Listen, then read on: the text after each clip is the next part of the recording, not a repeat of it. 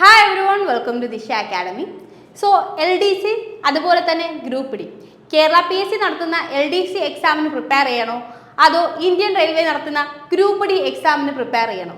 അടുത്ത കാലത്തായിട്ട് ഞങ്ങളുടെ കമൻറ്റ് ബോക്സുകളിൽ ഏറ്റവും കൂടുതൽ വരുന്ന ഒരു ഡൗട്ടാണിത്. ഓൾറെഡി തന്നെ LDC പ്രിപ്പയർ ചെയ്തുകൊണ്ടിരിക്കുന്ന ഒരുപാട് ആൾക്കാരും ഇതേ സംശയം നമ്മളോട് ചോദിക്കുന്നുണ്ട്. അപ്പോൾ അതിനൊരു ആൻസറുമായിട്ടാണ് നമ്മളിന്ന് വന്നിരിക്കുന്നത്. നിങ്ങൾക്ക് ഏകദേശം എല്ലാ കാര്യങ്ങളും അത് LDCയിലും ഗ്രൂപ്പ് ഡിയിലും വരുന്ന ജോലി സിലബസ്, നിങ്ങൾ എക്സാം എങ്ങനെയായിരിക്കും അറ്റൻഡ് ചെയ്യേണ്ടി വരിക, നിങ്ങൾക്ക് ഈ ജോലിയിലേക്ക് എത്താനുള്ള കടമ്പകൾ എന്തൊക്കെയാണ്, ഏജ് ലിമിറ്റ് എന്താണ്, സാലറി എന്താണ് തുടങ്ങിയ എല്ലാ കാര്യങ്ങളും നിങ്ങൾക്ക് പറഞ്ഞു തരാം. അതിനുശേഷം നിങ്ങൾക്ക് തന്നെ ആലോചിച്ച് ഒരു ഡിസിഷൻ എടുക്കാവുന്നതാണ്. ഓക്കെ, സോ ഇപ്പോൾ LDC എന്ന് പറയുന്നത് നമുക്കറിയാം 10ാം ക്ലാസ് യോഗ്യതയുള്ള ആൾക്കാർ കേരള സ്റ്റേറ്റിൽ കേരള PSC വഴി എഴുതുന്ന ഒരു എക്സാമാണ്. ഒരുപാട് ഉദ്യോഗാർത്ഥികൾ നോക്കിയിരിക്കുന്ന ഒരു നോട്ടിഫിക്കേഷനാണ് LDC എന്ന് പറയുന്നത്. അതുപോലെ തന്നെ സെൻട്രൽ ഗവൺമെൻറ് എക്സാംസ് പ്രിപ്പയർ ചെയ്യുന്ന ആൾക്കാർ വളരെ ആകാംക്ഷയോടുകൂടി നോക്കിയിരിക്കുന്ന ഒരു നോട്ടിഫിക്കേഷനാണ് ഗ്രൂപ്പ് ഡി, ഇന്ത്യൻ റെയിൽവേ നടത്തുന്ന ഗ്രൂപ്പ് ഡി എന്ന് പറയുന്ന ഒരു നോട്ടിഫിക്കേഷൻ. അപ്പോൾ ഇതിന് തമ്മിൽ കമ്പയർ ചെയ്തുകൊണ്ട് ഒരുപാട് ക്വസ്റ്റ്യൻസ് ഇപ്പോൾ വരാനുള്ള കാരണം എന്താണെന്ന് വെച്ച് കഴിഞ്ഞാൽ രണ്ടിൻ്റെയും യോഗ്യത 10ാം ക്ലാസ് ആണ്. അതുപോലെ തന്നെ രണ്ടിൻ്റെയും ഏജ് ലിമിറ്റും ഇപ്പോൾ ഏകദേശം സെയിം ആയിട്ട് വന്നിട്ടുണ്ട്.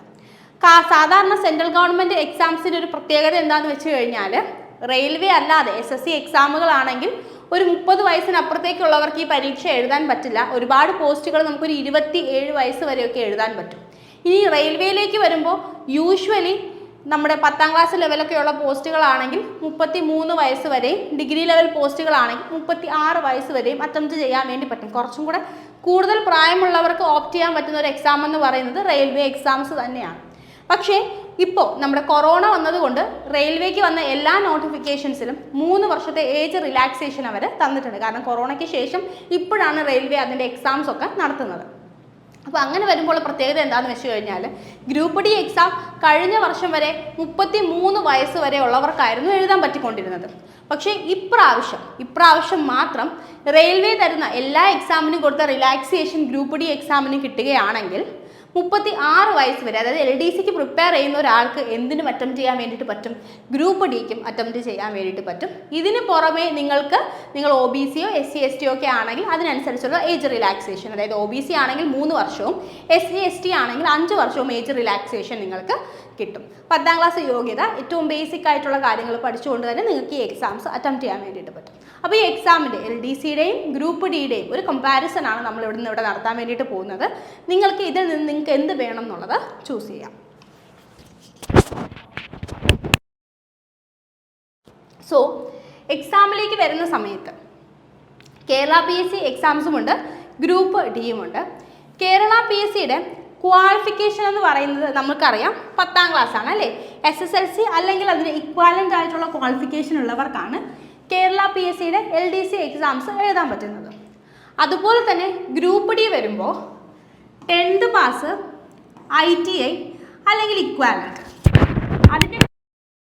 അതിൻ്റെ കൂടെ തന്നെ നാഷണൽ അപ്രന്റീസ്ഷിപ്പ് സർട്ടിഫിക്കറ്റ് അല്ലെങ്കിൽ NCVT ഗ്രാൻഡ് ചെയ്ത NAC സർട്ടിഫിക്കറ്റ് ഉള്ളവർക്കും ഗ്രൂപ്പ് ഡി എക്സാംസ് എഴുതാൻ വേണ്ടിയിട്ട് പറ്റും. അപ്പോൾ കോമൺ ആയിട്ട് വന്നിരുന്ന ഒരു ഡൗട്ട് എന്താണെന്ന് വെച്ച് കഴിഞ്ഞാൽ ഒരുപാട് പേര് ചോദിച്ചു, 10th പാസ് അല്ലെങ്കിൽ ITI എന്ന് പറയുമ്പോൾ 10ാം ക്ലാസ് കഴിഞ്ഞ് ITI സർട്ടിഫിക്കറ്റ് ഉള്ളവർക്ക് മാത്രമേ ഈ എക്സാം എഴുതാൻ പറ്റത്തുള്ളൂ എന്നുള്ളൊരു ഡൗട്ട് ഒരുപാട് പേർക്ക് ഉണ്ടായിരുന്നു. പക്ഷേ അതിനെ സംബന്ധിച്ച് റെയിൽവേ തന്നെ ഇപ്പോൾ ഒരു നോട്ടീസ് പുറത്തു വിട്ടിട്ടുണ്ട്. അതിലെന്താ പറയണത്, 10ാം ക്ലാസ് മാത്രം മതി അല്ലെങ്കിൽ ITI 2 ക്വാളിഫിക്കേഷൻ ഉള്ളവർക്കും എഴുതാൻ പറ്റുന്ന പോസ്റ്റുകൾ ഉണ്ടാവും എന്ന് പറഞ്ഞ് റെയിൽവേ തന്നെ ഒരു നോട്ടീസ് പുറത്തു വിട്ടിട്ടുണ്ട്. അപ്പോൾ 10ാം ക്ലാസ് യോഗ്യത ഉണ്ടെങ്കിൽ തന്നെ നിങ്ങൾക്ക് എന്ത് എഴുതാം, ഗ്രൂപ്പ് ഡി എക്സാംസ് അറ്റംപ്റ്റ് ചെയ്യാൻ വേണ്ടിയിട്ട് പറ്റും. ഇനി വേക്കൻസിയുടെ കാര്യം വരുമ്പോൾ കേരള PSC നടത്തുന്ന LDCക്ക് ആൻറ്റിസിപ്പേറ്റഡ് വേക്കൻസി ആണുള്ളത് അല്ലേ. കേരള PSCയുടെ LDC എക്സാംസിന് ആൻറ്റിസിപ്പേറ്റഡ് വേക്കൻസിയാണ്, അതായത് ഓൾമോസ്റ്റ് അവർ പറയുകയാണ് ഇത്ര വേക്കൻസി ഉണ്ടാവും. പക്ഷെ നമുക്കറിയാം കേരളം എന്ന് പറയുന്ന ഒരു ചെറിയ സ്റ്റേറ്റിൽ നടക്കുന്ന എക്സാം ആയതുകൊണ്ട് തന്നെ വളരെ കുറവ് വേക്കൻസീസ് മാത്രമാണ് എവിടെ വരുന്നത്, LDCക്ക് വരുന്നത്. അതിൻ്റെ കൂടെ ഒരു കാര്യമുണ്ട്, നമ്മളുടെ കൂടെ മത്സരിക്കുന്നതും കേരളത്തിലുള്ള ആൾക്കാർ തന്നെയായിരിക്കും. പക്ഷേ ഗ്രൂപ്പ് ഡി എന്ന് പറയുമ്പോൾ ഇപ്രാവശ്യം പറഞ്ഞിട്ടുള്ള വേക്കൻസീസ് 32,438 റെയിൽവേയിൽ കഴിഞ്ഞ പരീക്ഷകൾ എന്ന് പറയുമ്പോൾ ഓൾമോസ്റ്റ് ഒരുപാട് എക്സാംസിൻ്റെ നോട്ടിഫിക്കേഷൻസ് വന്നു, ഒരുപാട് എക്സാംസ് കഴിഞ്ഞു. അപ്പോൾ ഈ പരീക്ഷകളുടെ എല്ലാം പ്രത്യേകത എന്താണെന്ന് വെച്ച് കഴിഞ്ഞാൽ നോട്ടിഫിക്കേഷനൊക്കെ വന്നതിന് ശേഷം രണ്ടാമത് വീണ്ടും അവർ വേക്കൻസീസിന് പുതുക്കി പറഞ്ഞിട്ടുണ്ടായിരുന്നു. ഓൾറെഡി ഉണ്ടായിരുന്ന വേക്കൻസിയെക്കാളും എക്സ്ട്രാ വേക്കൻസീസ് എന്നുള്ള രീതിയിൽ എല്ലാ എക്സാംസിനും തന്നെ രണ്ടാമത് വേക്കൻസീസ് ഇൻക്രീസ് ചെയ്തിട്ടുണ്ടായിരുന്നു. അങ്ങനെയാണെങ്കിൽ നമുക്കും ഗ്രൂപ്പ് ഡി 32,000 വേക്കൻസിയിൽ നിന്നും വേക്കൻസി ഉണ്ടാവുമെന്ന് നമുക്ക് എക്സ്പെക്റ്റ് ചെയ്യാൻ വേണ്ടി പറ്റും. ഇവിടുത്തെ പ്രത്യേകത പക്ഷേ എന്താണെന്ന് വെച്ച് കഴിഞ്ഞാൽ ഇന്ത്യയിൽ നിന്നുള്ള ഒരുപാട് ആൾക്കാരുടെ കൂട്ടത്തിലാണ് നമ്മൾ മത്സരിക്കേണ്ടത്. അപ്പോൾ നമ്മൾ ഏറ്റവും നല്ല രീതിയിൽ തന്നെ പ്രിപ്പയർ ചെയ്യേണ്ട ആവശ്യമുണ്ട്. പക്ഷേ നിങ്ങൾക്കറിയാം, ഒരു 30 ലക്ഷം പേര് ഈ പരീക്ഷയ്ക്ക് അപ്ലൈ ചെയ്താലും അതിലേക്ക് അപ്ലൈ ചെയ്യുന്നതിൽ നിന്ന് ഏറ്റവും ആത്മാർത്ഥമായിട്ട് എക്സാം കിട്ടണം എന്ന് ആഗ്രഹിച്ച് പരിശ്രമിക്കുന്നവർ 1-2 ലക്ഷം പേരെ കാണും. കേരള PSCയുടെ കാര്യത്തിലും അങ്ങനെ തന്നെയാണ്. ഒരു എക്സാം നമുക്ക് വേണം അല്ലേ, അപ്ലൈ ചെയ്യുന്നതോ അതിനുവേണ്ടി ഒരു കോച്ചിങ് സെൻറ്ററിൽ പോകുന്നതോ യൂട്യൂബ് ക്ലാസ് കണ്ട് പഠിക്കുന്നതോ അല്ല. നിങ്ങൾ ഹാർഡ് വർക്ക് ചെയ്യണം. ഹാർഡ് വർക്ക് ചെയ്യാന്ന് പറയുമ്പോൾ നമ്മൾ രാവിലെ മുതൽ വൈകിട്ട് വരെ ഒരു ക്ലാസ്സിൽ പോയി വീട്ടിലെത്തിയതിന് ശേഷം ഫ്രഷായി TV ഒക്കെ കണ്ട് അതിനുശേഷം ഒരു 2 മണിക്കൂർ പഠിക്കുന്നു. അത് ഹാർഡ് വർക്കല്ല, അത് എല്ലാവരും ചെയ്യുന്ന വർക്കാണ്. ഒരു എക്സാമിന് വേണ്ടി പ്രിപ്പയർ ചെയ്യുന്ന എല്ലാവരും ചെയ്യുന്ന വർക്കാണ്. നിങ്ങൾ ചെയ്യുന്ന വർക്ക് ഹാർഡ് വർക്ക് ആവുന്നത് നിങ്ങൾ രാവിലെ ഒരു 4 മണിക്ക് എണീക്കുന്നു, പഠിക്കുന്നു അല്ലേ. നിങ്ങളുടെ കൂട്ടുകാരൊക്കെ എണീക്കുന്നതിനും ഒരു 1-2 മണിക്കൂർ മുന്നേ നിങ്ങൾ എഴുന്നേറ്റ് നിങ്ങൾ ഈ എക്സാമിന് വേണ്ടി വർക്ക് ചെയ്യുന്നു. അതിനുശേഷം നിങ്ങൾ ക്ലാസ്സിൽ പോകുന്നു, അല്ലെങ്കിൽ നിങ്ങൾ ജോലിയുള്ളവരാണെങ്കിൽ ജോലിക്ക് പോകുന്നു. അതിനുശേഷം രാത്രി വന്ന് എല്ലാവരും പഠിക്കുന്നത് പോലെ നിങ്ങൾ പഠിക്കുന്നു. അതിനുശേഷം എക്സ്ട്രാ ഒരു 1-2 മണിക്കൂർ നിങ്ങൾ പഠിക്കുന്നു അല്ലേ. ആ എക്സ്ട്രാ വർക്കാണ് നിങ്ങളെ ഒരു ഹാർഡ് വർക്കർ അല്ലെങ്കിൽ നിങ്ങളുടെ വിജയത്തിലേക്ക് നിങ്ങളെ എത്തിക്കുന്നത്. ഇതൊരു മത്സര പരീക്ഷയാണ്. ഏറ്റവും നന്നായി പഠിക്കുന്നവൻ അല്ലെങ്കിൽ ഏറ്റവും നന്നായി പ്രിപ്പയർ ചെയ്യുന്നവനാണ് ഈ പരീക്ഷ ക്ലിയർ ചെയ്യാൻ വേണ്ടി പോകുന്നത് അല്ലേ. നിങ്ങളുടെ കൂട്ടുകാരെല്ലാം ഒരു ട്രിപ്പിന് പോകുമ്പോൾ നിങ്ങൾ ആ ട്രിപ്പ് വേണ്ടാന്ന് വിചാരിച്ച് വീട്ടിലിരുന്ന് പഠിക്കുന്നു. നിങ്ങളുടെ ഫാമിലിയൊക്കെ ഒരു കല്യാണത്തിന് പോകുമ്പോൾ അല്ലെങ്കിൽ ഒരു പാലുകാച്ചിന് പോകുമ്പോൾ അത് വേണ്ട, എനിക്ക് ആ സമയം വേസ്റ്റ് ചെയ്യാൻ പറ്റില്ല, ഞാൻ ആ സമയം പഠിക്കുമെന്ന് വിചാരിച്ച് നിങ്ങൾ പഠിക്കാൻ തുടങ്ങുന്ന സ്ഥലത്തു നിന്നാണ് നിങ്ങളുടെ വിജയം തുടങ്ങുന്നത്. അപ്പോൾ അങ്ങനെ വർക്ക് ചെയ്യുന്ന ആൾക്കാർ എത്ര പേര് അപ്ലൈ ചെയ്താലും ആ അപ്ലൈ ചെയ്യുന്നതിൽ 10% താഴെ വരും. അവരിൽ ഒരാളാണ് നിങ്ങളെങ്കിൽ നിങ്ങൾ ഏറ്റവും നന്നായി പരിശ്രമിച്ചു കഴിഞ്ഞാൽ നിങ്ങൾക്ക് ഉറപ്പായിട്ടും കേരള PSC ആയാലും ഗ്രൂപ്പ് ഡി ആയാലും കിട്ടും. പക്ഷേ എന്നാലും എനിക്ക് പേഴ്സണലി ഞാൻ ഒരുപാട് ആൾക്കാരെ കുട്ടികളെ പഠിപ്പിച്ചതിൽ നിന്നും ഒരുപാട് കുട്ടികളോട് സംസാരിച്ചതിൽ നിന്നും ഒക്കെ മനസ്സിലായിട്ടുള്ളത് കേരള PSC എക്സാംസിനെ വെച്ച് കമ്പയർ ചെയ്യുമ്പോൾ ഗ്രൂപ്പ് ഡി എക്സാം എന്ന് പറയുന്നത് കുറച്ചും കൂടെ എളുപ്പമുള്ള ഒരു എക്സാമാണ്. കുറച്ചും കൂടെ എളുപ്പത്തിൽ നമുക്ക് വളരെ കുറച്ച് സിലബസ് ഉള്ള കുറച്ചും കൂടി എളുപ്പത്തിൽ ക്ലിയർ ചെയ്യാൻ പറ്റുന്ന ഒരു എക്സാമാണ്. നിങ്ങൾ ഒന്നും കൂടെ നല്ല രീതിയിൽ പരിശ്രമിച്ചു കഴിഞ്ഞാൽ ഗ്രൂപ്പ് ഡി എക്സാംസ് നിങ്ങൾക്ക് ക്ലിയർ ചെയ്യാൻ വേണ്ടിയിട്ട് പറ്റും. ഇനി സാലറിയുടെ കാര്യം പറയുമ്പോൾ ഒരു LD ക്ലർക്കായിട്ട് ജോയിൻ ചെയ്യുന്ന ഒരാൾക്ക് മറ്റ് ഡിഡക്ഷൻസും എല്ലാം കഴിഞ്ഞ് ഇൻഹാൻസ് സാലറി ആയിട്ട് ഏകദേശം 27,000 രൂപയോളമാണ് വരുന്നത്. പക്ഷേ ഗ്രൂപ്പ് ഡിയിൽ നിങ്ങൾ ജോയിൻ ചെയ്യുകയാണെങ്കിൽ നമുക്കറിയാം റെയിൽവേയുടെ ഒരു പ്രത്യേകത നിങ്ങളുടെ ബേസിക് സാലറിയേക്കാൾ ഒരുപാട് കൂടുതൽ, ഏകദേശം ബേസിക് സാലറിയോളം തന്നെ നിങ്ങൾക്ക് ഇൻസെൻറ്റീവുകൾ കിട്ടുന്ന ഒരു ഏരിയ ആണ് റെയിൽവേ എക്സാം എന്ന് പറയുന്നത്. അപ്പോൾ നിങ്ങൾക്ക് ഇൻഹാൻസ് സാലറി ഏകദേശം 32,000 രൂപയോളം വരും. ഓക്കെ, നമുക്ക് HRAയും DAയും ഒക്കെ കൂട്ടിയിട്ട് ഏകദേശം 32,000 രൂപയോളം തന്നെ നിങ്ങൾക്ക് സ്റ്റാർട്ടിങ്ങിൽ നിങ്ങൾ ഗ്രൂപ്പ് ഡി എക്സാം ക്ലിയർ ചെയ്യുകയാണെങ്കിൽ നിങ്ങൾക്ക് സാലറി ആയിട്ട് കിട്ടും. അപ്പോൾ നമുക്ക് മനസ്സിലായി ഗ്രൂപ്പ് ഡി എക്സാംസിന് വേക്കൻസി കൂടുതലാണ്, ഓബിയസ്ലി കോമ്പറ്റീഷൻ കൂടുതലാണ്, സാലറിയും കൂടുതലാണ്, നിങ്ങളുടെ അലവൻസുകളും വളരെ കൂടുതലാണ്. ഇൻസെൻറ്റീവ് അല്ല, ശരിക്കും പറഞ്ഞാൽ നിങ്ങളുടെ അലവൻസുകളാണ്. റെയിൽവേ ഏകദേശം സാലറിയോളം തന്നെ അലവൻസുകൾ തരുന്ന ഒരു ഡിപ്പാർട്ട്മെൻ്റ് ആണ്. അപ്പോൾ നിങ്ങൾക്ക് അലവൻസുകളും കിട്ടിയിട്ട് നിങ്ങളുടെ ഇൻഹാൻസ് സാലറി 32,000 രൂപയോളം തന്നെ നിങ്ങൾക്ക് കിട്ടും. ഏജ് ലിമിറ്റ് എന്ന് പറയുന്നത് കേരള PSCക്ക് 36 വയസ്സാണ്. ഗ്രൂപ്പ് ഡി എക്സാമിന് ജനറലി 33 വയസ്സാണ് ഏജ് വരുന്നത്, അപ്പർ ഏജ് ലിമിറ്റ് വരുന്നത് ജനറൽ കാറ്റഗറിക്ക്. പക്ഷേ കൊറോണ കാരണമുള്ള 3 വർഷത്തെ ഏജ് റിലാക്സേഷൻ ഗ്രൂപ്പ് ഡി എക്സാമിന് കിട്ടുമ്പോൾ ഗ്രൂപ്പ് ഡിയുടെ age limit, upper age limit എന്ന് പറയുന്നത് 3 വർഷവും കൂടെ കൂടി 36 വയസ്സാവും. നിങ്ങൾ OBC കാറ്റഗറിയിലുള്ള ഒരാളാണെങ്കിൽ നിങ്ങൾക്ക് 3 വർഷം ഏജ് റിലാക്സേഷൻ കിട്ടും. അതായത് 39 വയസ്സ് വരെ ഈ എക്സാം അറ്റംപ്റ്റ് ചെയ്യാൻ വേണ്ടിയിട്ട് പറ്റും.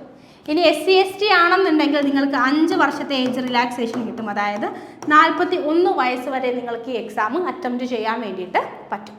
ഓക്കെ, ഇനി നമ്മൾ ഈ എക്സാമിൻ്റെ ഡിഫിക്കൽട്ടി ലെവൽ നോക്കുകയാണെങ്കിൽ കേരള PSCയുടെ LDC എക്സാം നമുക്കറിയാം അത്യാവശ്യം നല്ല ബുദ്ധിമുട്ടുള്ളൊരു എക്സാമാണ്.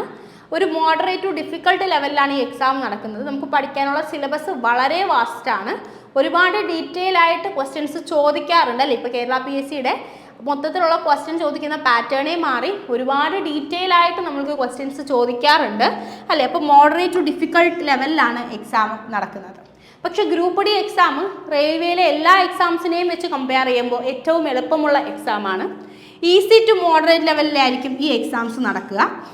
സിലബസും നമ്മൾ കമ്പയർ ചെയ്യുമ്പോൾ LDC പഠിക്കാനുള്ള അത്രയും നമുക്ക് കവർ ചെയ്യാൻ വേണ്ടിയിട്ടില്ല. കുറച്ചും കൂടെ സിലബസ് കുറവാണ്, നമുക്ക് പ്രാക്ടീസ് ചെയ്യാനുള്ള സമയം കൂടുതലാണ് നമ്മുടെ ഗ്രൂപ്പ് ഡി എക്സാംസിനാണ് നിങ്ങൾ പ്രിപ്പയർ ചെയ്യുന്നതെന്നുണ്ടെങ്കിൽ. അങ്ങനെ ഞാൻ പറയാനുള്ള കാരണം എന്താ നിങ്ങൾക്ക് ഞാൻ മനസ്സിലാക്കി തരാം. സിലബസിലേക്ക് വരുന്ന സമയത്ത് സിലബസ് LDC ആണെങ്കിൽ നമുക്ക് മാത്സിൽ നിന്ന് ക്വസ്റ്റ്യൻസ് ഉണ്ടായിരിക്കും, റീസണിങ് ഉണ്ടാവും, ജനറൽ അവയർനെസ് ഉണ്ടാവും, ജനറൽ സയൻസ് ഉണ്ടാവും, ഇംഗ്ലീഷ് ഉണ്ടാവും, മലയാളം ഉണ്ടാവും അല്ലേ. ഇത്രയും ഏരിയ നമ്മൾ പഠിക്കേണ്ടി വരും. ഇനി ഗ്രൂപ്പ് ഡിയിലേക്ക് വരുമ്പോൾ പ്രത്യേകത എന്താണെന്ന് വെച്ച് കഴിഞ്ഞാൽ നമുക്കിവിടെ ഉള്ളത് maths, reasoning, general awareness, general science. Maths, reasoning, general awareness, general science, ഈ 4 ഏരിയ മാത്രമേ ഉള്ളൂ. അതായത് മാത്സും റീസണിങ് നിങ്ങൾക്ക് കോമൺ ആയിട്ട് വരും, ജനറൽ അവയർനെസ്സും ജനറൽ സയൻസും നിങ്ങൾക്ക് കോമൺ ആയിട്ട് വരും. പിന്നെ ഇതിനകത്ത് മറ്റൊരു പ്രത്യേകത എന്താണെന്ന് വെച്ച് കഴിഞ്ഞാൽ LDC എക്സാം കേരള സ്റ്റേറ്റ് നടത്തുന്ന ഒരു എക്സാം ആയതുകൊണ്ട് തന്നെ നിങ്ങൾ ഇന്ത്യൻ ഹിസ്റ്ററി, ഇന്ത്യൻ ജോഗ്രഫി ഒക്കെ പഠിക്കുന്നതിൻ്റെ കൂടെ തന്നെ കേരള ഹിസ്റ്ററി, കേരള ജോഗ്രഫി ഒക്കെ പഠിക്കണം, വേൾഡ് ഹിസ്റ്ററി, വേൾഡ് ജോഗ്രഫി അങ്ങനെ പഠിക്കണം. പക്ഷേ group D exam all India ബേസിൽ നടക്കുന്ന ഒരു എക്സാം ആയതുകൊണ്ട് അവിടെ കേരള ഹിസ്റ്ററിക്കോ കേരള ജോഗ്രഫിക്കോ അത്ര തന്നെ കണ്ട് ഇമ്പോർട്ടൻസ് ഇല്ല. അവിടെ നിങ്ങളോട് ചോദിക്കാൻ പോകുന്നത് Indian history, Indian geography, world history, world ജോഗ്രഫിയാണ്. അപ്പോൾ അതുകൊണ്ട് തന്നെ നിങ്ങൾക്ക് പോർഷൻ അവിടെ നിന്നും നല്ല രീതിയിൽ കുറഞ്ഞു കിട്ടും. ഓക്കെ, അപ്പോൾ പിന്നെ മാത്രമല്ല റെയിൽവേയുടെ എക്സാംസിൻ്റെയൊക്കെ ഒരു പ്രത്യേകത എന്ന് വെച്ചാൽ കുറെ കൂടെ ഡയറക്റ്റ് ആയിട്ട് ക്വസ്റ്റ്യൻസ് ചോദിക്കും. സ്റ്റേറ്റ്മെൻറ്റ് രീതിയിലുള്ള ക്വസ്റ്റ്യൻസ് ഇതുവരെയും അത്ര കണ്ട് വന്ന് തുടങ്ങിയിട്ടില്ല. സിംഗിൾ ക്വസ്റ്റ്യൻ ആൻസർ രീതിയിലായിരിക്കും. മാത്സും റീസണിങ്ങും പലർക്കും ഒരു വിചാരമുണ്ട് സെൻട്രൽ ഗവൺമെൻറ് എക്സാംസിൻ്റെ മാത്സും റീസണിങ്ങും നമ്മൾക്ക് എഴുതി പിടിക്കാൻ പറ്റുന്നത് പോലെ അല്ല എന്നുള്ളത്. അങ്ങനെയല്ല, ഏറ്റവും ബേസിക് ആയിട്ടുള്ള ക്വസ്റ്റ്യൻസ് തന്നെയാണ് ഗ്രൂപ്പ് ഡി എക്സാംസിനും ഒക്കെ ചോദിക്കുന്നത് കേട്ടോ. അല്ലാതെ വളരെ ബുദ്ധിമുട്ടുള്ള ക്വസ്റ്റ്യൻസ് ഒന്നും ചോദിച്ച് കാണാറില്ല. ഈവൻ ഡിഗ്രി ലെവൽ എക്സാംസിന് പോലും മാത്സ് വളരെ ബുദ്ധിമുട്ട്, CGL-നൊക്കെയാണ് പിന്നെയും കുറച്ചും കൂടെ നല്ല ക്വസ്റ്റ്യൻസ് ചോദിക്കുന്നത്. എന്നാലും അതിൽ പോലും ഒരു പരിധിവരെ നമ്മൾ പഠിക്കുകയും പ്രാക്ടീസ് ചെയ്യുകയും ചെയ്ത് കഴിഞ്ഞാൽ നമുക്ക് അറ്റംപ്റ്റ് ചെയ്യാൻ പറ്റുന്ന ക്വസ്റ്റ്യൻസ് തന്നെയാണ് 25-ൽ ഒരു 15 ക്വസ്റ്റ്യന് മേലെയും വരുന്നത്. അപ്പോൾ ഗ്രൂപ്പ് ഡി എക്സാമിൻ്റെ മാത്സ് ഒന്നും അത്ര ബുദ്ധിമുട്ടാവാൻ വേണ്ടിയിട്ട് സാധ്യതയില്ല. നിങ്ങൾക്ക് ചെയ്യാൻ പറ്റുന്ന ക്വസ്റ്റ്യൻസ് മാത്രമേ ഇവിടെ വരത്തുള്ളൂ. ഇനി എക്സാം ക്രൈറ്റീരിയ, എക്സാം എങ്ങനെയാണ് നടക്കുന്നത് നമുക്ക് നോക്കാം. അങ്ങനെ നോക്കുമ്പോൾ റിക്രൂട്ട്മെൻറ്റ് പ്രോസസ്സ് എന്ന് പറയുന്നത് LDCയുടേത് കുറച്ചും കൂടെ എളുപ്പമുള്ളൊരു റിക്രൂട്ട്മെൻറ്റ് പ്രോസസ്സാണ്. നമുക്ക് OMR ടെസ്റ്റ് ഉണ്ടാവും, അത് കഴിഞ്ഞ് ഡോക്യുമെൻറ്റ് വെരിഫിക്കേഷൻ ഉണ്ടാവും. ഈ 2 സ്റ്റെപ്പുകളിലൂടെ മാത്രം കടന്നു പോയി കഴിഞ്ഞാൽ നിങ്ങൾക്ക് LDC എക്സാം ക്ലിയർ ചെയ്യാൻ വേണ്ടിയിട്ട് പറ്റും. OMR എക്സാം ക്ലിയർ ചെയ്താൽ നിങ്ങൾക്ക് പിന്നെ DV മാത്രം ഫേസ് ചെയ്താൽ മതി. പക്ഷേ ഗ്രൂപ്പ് ഡിയിലേക്ക് വരുമ്പോൾ ഇവിടുത്തെ റിക്രൂട്ട്മെൻറ്റ് പ്രോസസ്സ് കുറച്ചും കൂടെ ബുദ്ധിമുട്ടാണ്. റെയിൽവേ എക്സാംസിൻ്റെ പ്രത്യേകത നമ്മൾ ഫിസിക്കലി എഫിഷ്യൻ്റ് ആണെങ്കിൽ മാത്രമാണ് നമുക്ക് റെയിൽവേ ജോലി തരിക. അത് ജോലിക്ക് കയറിയതിന് ശേഷം നമ്മൾക്ക് എന്ത് ആരോഗ്യ പ്രശ്നം ഉണ്ടായാലും അത് നമ്മളെ ബാധിക്കില്ല. പക്ഷേ ജോലിക്ക് കയറുന്ന സമയത്ത് നമ്മൾ ഫിസിക്കലി ഫിറ്റ് ആയിട്ടുണ്ടാവണം. അത് റെയിൽവേക്ക് നിർബന്ധമുള്ള കാര്യമാണ്. റെയിൽവേയുടെ എല്ലാ എക്സാംസും അങ്ങനെ തന്നെയാണ്. അപ്പോൾ നമുക്ക് ഒരു സിംഗിൾ സ്റ്റേജ് CBT ടെസ്റ്റ് ഉണ്ടാവും. സിംഗിൾ സ്റ്റേജ് എക്സാമിലൂടെ ഒരു ജോലി കിട്ടുക എന്ന് പറയുന്നത് തന്നെ സെൻട്രൽ ഗവൺമെൻറ് എക്സാംസിൻ്റെ കാര്യത്തിൽ വലിയ കാര്യമാണ്. കാരണം ഒട്ടുമിക്ക എല്ലാ സെൻട്രൽ ഗവൺമെൻറ് എക്സാംസിനും നമുക്ക് 2 ടയർ CBT 1ഉം CBT 2ഉം ഉണ്ടാവാറുണ്ട്. പക്ഷേ ഗ്രൂപ്പ് ഡിക്ക് ഒരു സിംഗിൾ സ്റ്റേജ് എക്സാമാണ് ജനറലി നടക്കുക. അപ്പോൾ ഒരു സിംഗിൾ സ്റ്റേജ് എക്സാം ഉണ്ടാവും. ഫിസിക്കൽ എഫിഷ്യൻസി ടെസ്റ്റ് അല്ലെങ്കിൽ ഫിസിക്കൽ സ്റ്റാൻഡേർഡ് ടെസ്റ്റ് PET അല്ലെങ്കിൽ PST ഉണ്ടാവും. പിന്നെ മെഡിക്കൽ ഉണ്ടാവും. മെഡിക്കലും ക്ലിയർ ചെയ്യുന്നവരാണ് ഡോക്യുമെൻറ്റ് വെരിഫിക്കേഷനിലേക്ക് കടക്കുക. ഡോക്യുമെൻറ്റ് വെരിഫിക്കേഷനും കഴിഞ്ഞ് കഴിഞ്ഞാൽ എവറിത്തിങ് ഈസ് ഫൈൻ. പിന്നെ നിങ്ങൾക്ക് വേറെ ബുദ്ധിമുട്ടുകളൊന്നുമില്ല, നിങ്ങൾക്ക് ജോലിയിലേക്ക് പ്രവേശിക്കാം. അതിനുശേഷം നിങ്ങൾ വൺസ് റെയിൽവേയിൽ കയറി പറ്റിക്കഴിഞ്ഞാൽ നിങ്ങൾക്ക് എന്ത് പ്രശ്നമുണ്ടായാലും നിങ്ങളുടെ ജോലി പോയില്ല. നിങ്ങൾ ഈവൻ ഫിസിക്കലി നിങ്ങളിപ്പോൾ ചെയ്തുകൊണ്ടിരിക്കുന്ന ജോലി ചെയ്യാൻ പറ്റാത്തൊരവസ്ഥയാണെങ്കിൽ പോലും മറ്റേതെങ്കിലും ഡിപ്പാർട്ട്മെൻറ്റുകളിലേക്ക് നിങ്ങളെ മാറ്റിയിട്ട് നിങ്ങളെ മാക്സിമം റെയിൽവേ സപ്പോർട്ട് ചെയ്യുകയാണ് ചെയ്യുക കേട്ടോ. അല്ലാതെ ജോലിക്ക് കയറിയതിന് ശേഷവും നമ്മൾക്ക് വല്ല പ്രഷറോ ഷുഗറോ ഒക്കെ വന്നു കഴിഞ്ഞാൽ നമ്മുടെ ജോലി പോകുമെന്നുള്ളൊരു ഡൗട്ട് ഒരുപാട് പേര് ചോദിക്കാറുണ്ട്. അങ്ങനെയില്ല, വൺസ് കയറി പറ്റിക്കഴിഞ്ഞാൽ പിന്നെ നിങ്ങൾ റെയിൽവേയുടെ ആൾക്കാരാണ്, നിങ്ങൾക്ക് അവർ മാക്സിമം സപ്പോർട്ട് തരും. പക്ഷേ ജോലിക്ക് കയറുന്ന സമയത്ത് നിങ്ങൾ ഫിസിക്കലി ഫിറ്റ് ആയിരിക്കണം എന്നുള്ളത് വളരെ ഇമ്പോർട്ടൻ്റ് ആണ്. ഇനി ജോബ് നേച്ചറിലേക്ക് വരുമ്പോൾ ഒബ്വിയസ്ലി കേരള LDC എന്ന് പറയുന്നത് ഒരു ഡ്രീം ജോബ് എന്ന് പറയുന്ന ഒരു രീതിയിൽ തന്നെയാണ്. 9 to 5 ജോബ് അല്ലേ, നമ്മൾക്ക് ശരിക്കും രാവിലെ പോയിട്ട് വൈകിട്ട് വരാൻ പറ്റുന്ന ജോലികളുടെ വിഭാഗത്തിൽപ്പെടുന്ന ക്ലറിക്കൽ വർക്കുകൾ നമ്മൾ മെയിനായിട്ട് ചെയ്യുന്നൊരു ജോലിയാണ് LDC എന്ന് പറയുന്നത്. പക്ഷേ ഗ്രൂപ്പ് ഡി എന്ന് പറയുമ്പോൾ ഗ്രൂപ്പ് ഡിയിൽ പല ടൈപ്പ് പോസ്റ്റുകൾ ഉണ്ടാവും. ടെക്നിക്കൽ പോസ്റ്റുകളും നോൺ ടെക്നിക്കൽ പോസ്റ്റുകളും ഉണ്ടായിരിക്കും. അതനുസരിച്ച് നിങ്ങളുടെ ജോലിയുടെ രീതിയും മാറി മാറി വരും. കുറച്ചും കൂടെ ഫിസിക്കലി ഒക്കെ നിങ്ങൾ ചെയ്യേണ്ട ജോലികളും ഒക്കെ വരുന്നത് ഗ്രൂപ്പ് ഡിയുടെ കീഴിൽ തന്നെയാണ്. പക്ഷെ നിങ്ങൾ 10ാം ക്ലാസ് യോഗ്യതയുള്ള ആൾക്കാരായിരിക്കില്ല അല്ലേ? നിങ്ങൾ പല ആൾക്കാരും 10ാം ക്ലാസ്സിനേക്കാൾ ഉയർന്ന ക്വാളിഫിക്കേഷൻ, ഗ്രാജുവേഷനോ പോസ്റ്റ് ഗ്രാജുവേഷനോ ഉള്ള ആൾക്കാരായിരിക്കും. അങ്ങനെയാണെങ്കിൽ നിങ്ങൾ ഗ്രൂപ്പ് ഡിക്ക് പ്രിപ്പയർ ചെയ്യുവാണെങ്കിൽ നിങ്ങൾക്ക് ഇതിനൊരു എൻട്രി ലെവൽ ജോബായിട്ട് കണ്ടതിന് ശേഷം ഡിപ്പാർട്ട്മെൻറ്റ് ടെസ്റ്റുകൾ എഴുതി ഹയർ പോസ്റ്റുകളിലേക്ക് മാറാനുള്ള ഒരു ഓപ്ഷനും റെയിൽവേ പ്രൊവൈഡ് ചെയ്യുന്നുണ്ട്. റെയിൽവേ അല്ല, എല്ലാ സെൻട്രൽ ഗവൺമെൻറ് എക്സാംസും ഇത് തന്നെ പ്രൊവൈഡ് ചെയ്യുന്ന ഒരു ഓപ്ഷൻ നമുക്ക് പ്രൊവൈഡ് ചെയ്യുന്നുണ്ട്. നമ്മൾ ഓവർ ക്വാളിഫൈഡ് ആണ്, നമ്മൾ ചെയ്യുന്ന ജോലിക്ക് നമ്മൾ ഓവർ ക്വാളിഫൈഡ് ആണെങ്കിൽ നിങ്ങൾക്ക് ഡിപ്പാർട്ട്മെൻറ്റ് ടെസ്റ്റ് എഴുതി നിങ്ങളുടെ ഇഷ്ടമുള്ള ജോലിയിലേക്ക് നിങ്ങൾക്ക് പോവാം. പുറത്തെ കോമ്പറ്റീഷൻ വെച്ച് കമ്പയർ ചെയ്യുമ്പോൾ ഒരു എൻട്രി ലെവൽ പോസ്റ്റിന് കയറിയിട്ട് ഡിപ്പാർട്ട്മെൻറ്റൽ ടെസ്റ്റുകൾ എഴുതി കയറുക എന്ന് പറയുന്നതും വളരെ നല്ലൊരു ഓപ്ഷനാണ്. അപ്പോൾ ജോബ് നേച്ചർ ഒബ്വിയസ്ലി റെയിൽവേയുടെ കുറച്ചും കൂടെ ഡിഫിക്കൽട്ടായിട്ട് LDC വെച്ച് നോക്കുമ്പോൾ കുറച്ചും കൂടെ ബുദ്ധിമുട്ടുള്ള ജോലികളിലേക്ക് അങ്ങോട്ടേക്ക് വരാനുള്ള സാധ്യതയുണ്ട്. എല്ലാ ജോലിയും അങ്ങനെയല്ല, പക്ഷേ അങ്ങനത്തെ ജോലികളും വരാൻ സാധ്യതയുണ്ട് നമ്മൾ സത്യസന്ധമായിട്ട് പറയുകയാണെങ്കിൽ. പക്ഷേ നിങ്ങൾക്ക് എന്ത് ചെയ്യാം, പ്രിപ്പയർ ചെയ്ത് ഒരു എൻട്രി ലെവൽ ജോലിയായിട്ട് കണ്ടതിന് ശേഷം റെയിൽവേയുടെ തന്നെ ഡിപ്പാർട്ട്മെൻറ്റ് ടെസ്റ്റ് എഴുതി ഹയർ ജോബിലേക്ക് പോകാനുള്ള ഒരു ഓപ്ഷനുമുണ്ട്. ഇനി എന്ത് പഠിക്കണം, എങ്ങനെ പഠിക്കണം?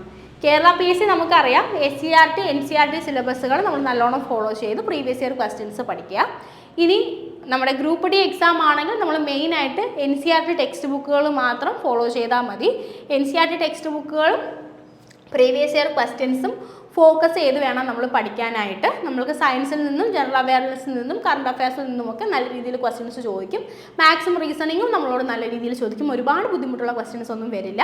പക്ഷേ എന്നാലും നമ്മൾ NCERT ടെക്സ്റ്റ് ബുക്ക് നല്ല രീതിയിൽ കവർ ചെയ്താലാണ് നമുക്ക് ഈ എക്സാം നല്ല രീതിയിൽ അറ്റംപ്റ്റ് ചെയ്യാനും നല്ലൊരു റാങ്കിലേക്ക് എത്താനും പറ്റുക. ഇനി അതിനുവേണ്ടി നിങ്ങൾക്ക് എന്ത് ചെയ്യാമെന്ന് വെച്ച് കഴിഞ്ഞാൽ, ഒന്നുകിൽ നിങ്ങൾക്ക് NCERT ടെക്സ്റ്റ് ബുക്കുകൾ വാങ്ങിച്ച് നല്ലോണം സ്വന്തമായിട്ട് വായിച്ച് അതിൻ്റെ GK പോർഷനൊക്കെ നല്ലോണം പഠിച്ചതിന് ശേഷം നിങ്ങൾക്ക് യൂട്യൂബ് വീഡിയോസോ അതല്ലാന്നുണ്ടെങ്കിൽ നിങ്ങൾ ഏതെങ്കിലും കോച്ചിങ് സെൻറ്ററിൽ പോയൊക്കെ നിങ്ങൾക്ക് എക്സ്ട്രാ പ്രിപ്പറേഷൻസ് നടത്താം. ഇനി അതല്ല, നിങ്ങൾക്ക് ദിശ അക്കാഡമിയുടെ കൂടെ പഠിക്കാൻ ആഗ്രഹം ഉണ്ടെങ്കിൽ ദിശ അക്കാഡമി റെയിൽവേക്കും അതുപോലെ തന്നെ SSCക്കും ഒക്കെ കോച്ചിങ് കൊടുക്കുന്നുണ്ട്. നമുക്ക് കഴിഞ്ഞ പ്രാവശ്യത്തെ ഗ്രൂപ്പ് ഡി എക്സാംസിനൊക്കെ നല്ല റിസൾട്ട് ഉണ്ടായിരുന്നു. അതേ ഫാക്കൾട്ടീസിന്, അത്ര എക്സ്പീരിയൻസ് ഉള്ള ഫാക്കൾട്ടീസിന് തന്നെ ക്ലാസ് നിങ്ങൾക്ക് ഓൺലൈനായിട്ടും ഓഫ്ലൈനായിട്ടും കിട്ടും. അപ്പോൾ ഓൺലൈനായിട്ട് നിങ്ങൾക്ക് കോഴ്സ് വളരെ ചെറിയ തുകയ്ക്കാണ് പ്രൊവൈഡ് ചെയ്യുക. അപ്പം ഈ കോഴ്സിൽ നിങ്ങൾക്ക് ജോയിൻ ചെയ്യാൻ ആഗ്രഹം ഉണ്ടെങ്കിൽ 8075753676 അല്ലെങ്കിൽ 7012615062 ഇതിലേതെങ്കിലും ഒരു നമ്പറിൽ നിങ്ങൾ കോൺടാക്ട് ചെയ്യുകയാണെങ്കിൽ അവർ കോഴ്സിൻ്റെ ഡീറ്റെയിൽസ് ഒക്കെ നിങ്ങൾക്ക് പറഞ്ഞു തരാം. നിങ്ങൾക്ക് എന്തെങ്കിലും ഡൗട്ട് ഉണ്ടെങ്കിൽ അത് ചോദിക്കാനും ഈ നമ്പറിലേക്ക് വിളിച്ചാൽ മതി. കോഴ്സുമായിട്ട് റിലേറ്റ് ചെയ്തിട്ടുള്ള എല്ലാ കാര്യങ്ങളും അവർ നിങ്ങൾക്ക് പറഞ്ഞു തരും. നിങ്ങൾക്ക് താല്പര്യം ഉണ്ടെങ്കിൽ മാത്രം നിങ്ങൾക്ക് ജോയിൻ ചെയ്താൽ മതി. ഇനി അതല്ല, നിങ്ങളൊരു ഓഫ്ലൈൻ കോഴ്സാണ് പ്രൊവൈഡ്, നിങ്ങൾക്ക് ഡെയിലി പോയി പഠിക്കാനാണ് താല്പര്യമെങ്കിൽ കൊല്ലം, കൊട്ടാരക്കര, തൃശ്ശൂർ, കാലിക്കട്ട്, ട്രിവാൻഡ്രം ഈ 5 സ്ഥലത്തും ദിശ അക്കാഡമിക്ക് ഓഫ്ലൈൻ ബ്രാഞ്ചുകളുമുണ്ട്. നിങ്ങൾക്ക് അവിടെയും ജോയിൻ ചെയ്തിട്ട് പഠിക്കാം. ഇനി അവിടെ തന്നെ വേണമെന്നില്ല, നിങ്ങൾക്ക് എവിടെയാണോ പഠിക്കാൻ ആഗ്രഹം അവിടെ നിങ്ങൾക്ക് ജോയിൻ ചെയ്തിട്ട് ഏറ്റവും നല്ല നിങ്ങൾക്ക് ട്രസ്റ്റ് ഉള്ളത് എവിടെയാണോ അവിടെ നിങ്ങൾക്ക് ജോയിൻ ചെയ്തിട്ട് പഠിക്കാവുന്നതാണ്. പക്ഷേ ഏറ്റവും നല്ലൊരു ഓപ്പർച്യൂണിറ്റിയാണിത്. ഒരുപാട് വർഷങ്ങൾക്ക് ശേഷമാണ് റെയിൽവേയുടെ നോട്ടിഫിക്കേഷൻസ് വരുന്നത്. അതുകൊണ്ട് തന്നെ വളരെ നല്ലൊരു അളവിൽ വേക്കൻസി ഇപ്പോൾ തന്നെ വന്നിട്ടുണ്ട്. ഇനിയും വേക്കൻസീസ് കൂടാനുള്ളൊരു സാധ്യതയുണ്ട്. അടുത്ത വർഷത്തെ പ്രശ്നം എന്ന് വെച്ച് കഴിഞ്ഞാൽ, ഇനി അടുത്ത വർഷത്തെ നോട്ടിഫിക്കേഷൻ വന്ന് നിങ്ങൾ ജോലിയിലേക്ക് കയറുമ്പോൾ ഒന്നാമത്തെ കാര്യം, ഇപ്പോൾ പറഞ്ഞ കൊറോണ പ്രകാരമുള്ള 3 വർഷത്തെ ഏജ് റിലാക്സേഷൻ നിങ്ങൾക്ക് കിട്ടില്ല.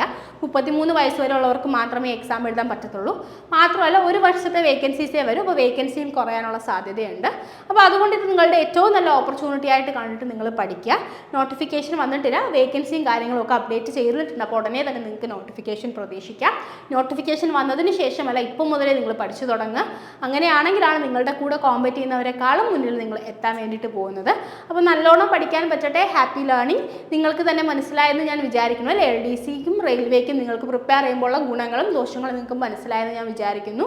നിങ്ങൾക്ക് ചെയ്യാൻ പറ്റുന്നത്, നിങ്ങൾക്ക് കേരളത്തിൽ തന്നെ ജോലി ചെയ്യണം, അല്ലെങ്കിൽ നിങ്ങൾക്ക് എന്താ പറയുക, രാവിലെ പോയി വൈകിട്ട് വരുന്ന ടൈപ്പിൽ വളരെ കംഫർട്ടബിൾ ആയിട്ടുള്ളൊരു ജോലി വേണം എന്ന് നിങ്ങൾക്ക് ആഗ്രഹമുണ്ടെങ്കിൽ നിങ്ങൾ LDCക്ക് വേണ്ടി പ്രിപ്പയർ ചെയ്യുന്നത് തന്നെയാണ് നല്ലത്. അതല്ല, നമുക്ക് എവിടെ വേണമെങ്കിലും ജോലി ചെയ്യാം. നമ്മൾ അപ്ലൈ ചെയ്യുന്ന സോണിലായിരിക്കും നിങ്ങൾക്ക് ജോലി കിട്ടുക. അപ്പോൾ എവിടെയാണെങ്കിലും നമുക്ക് ജോലി ചെയ്യാം. നമുക്ക് കുറച്ചും കൂടെ സാലറിയും കാര്യങ്ങളും ഒക്കെ ഉണ്ടാവും. അതുപോലെ ജോബിൻ്റെ ഗ്രോത്തിനുള്ള ഒരു ഓപ്പർച്യൂണിറ്റിയും കുറച്ചും കൂടെ നല്ല രീതിയിൽ റെയിൽവേ നിങ്ങൾക്ക് പ്രൊവൈഡ് ചെയ്യുന്നുണ്ട്.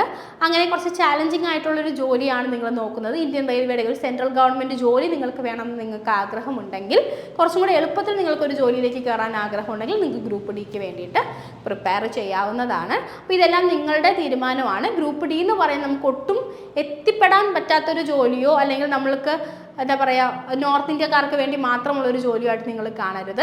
നിങ്ങൾക്കും പറ്റുന്ന കാര്യമാണ്. നമ്മൾ പ്രിപ്പയർ ചെയ്യാൻ റെഡി ആണെങ്കിൽ, നിങ്ങൾക്ക് 10ാം ക്ലാസ് യോഗ്യത മാത്രമുണ്ടെങ്കിൽ അല്ലേ നിങ്ങൾക്ക് എന്ത് ചെയ്യാൻ പറ്റും? 32,000 രൂപ സ്റ്റാർട്ടിങ്ങിലെ സാലറി കിട്ടുന്ന ഈ ജോലിയിലേക്ക് കയറാൻ വേണ്ടിയിട്ട് പറ്റും. നിങ്ങൾ ചെയ്യേണ്ടത് ഹാർഡ് വർക്ക്, സ്മാർട്ട് വർക്ക്, ഇത് മാത്രമാണ്. അപ്പോൾ നിങ്ങൾ ആലോചിച്ച് തീരുമാനിക്കുക, നല്ലോണം പഠിക്കുക. Happy learning.